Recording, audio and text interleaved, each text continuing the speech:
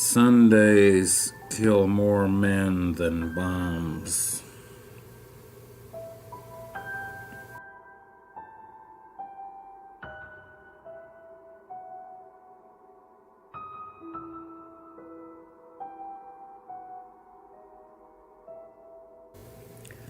Due to weekend conditions.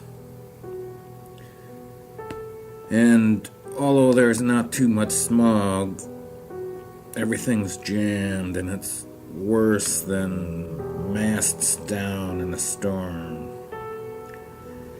And you can't go anywhere, and if you do, they're all staring into glass and waiting for dinner. And no matter how bad it is, not the glass, the dinner, they'll spend more time talking about it than eating it. And that's why my wife got rid of me. I was a bore and didn't know when to smile or fake it, or rather worse, I did but didn't. And one afternoon, with people diving into pools and playing cards and watching carefully shaven comedians in starched white shirts and fine neckties, trying to be one of them, kidding about what the world had left them, I pretended a headache and they gave me the young lady's bedroom. She was about 17, and hell, I crawled beneath her sheets and pretended to sleep, but everybody knew I was a cornered fake.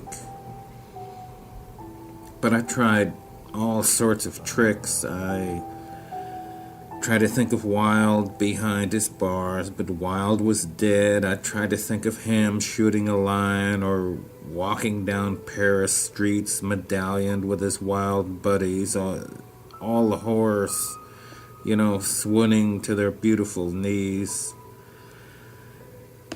But all I did was twist within her young sheets, and from the headboard, shaking in my nervous storm, several trinkets fell upon me.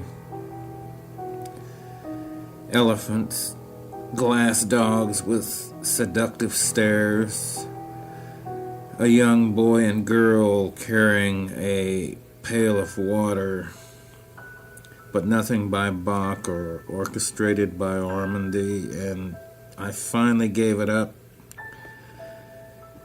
Went into the john and tried to piss. I knew I'd be constipated for a week, and then I walked out, and my wife, a reader of Plato and E. Cummings, ran up and said, "Ooh, you should have seen Boo-Boo at the pool.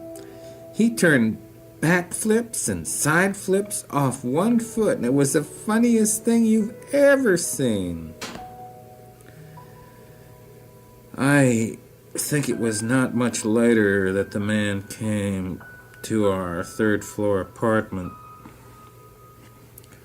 about 7 in the morning and handed me a summons for divorce, and I went back to bed with her and said, "Don't worry, it's all right," and she began to cry. "I'm sorry, I'm sorry, I'm sorry." And I said, "Please stop.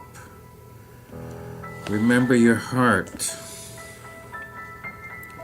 But that morning when she left, about 8 o'clock, she looked the same as ever, maybe even better. I didn't even bother to shave. I called in sick and went down to the corner bar.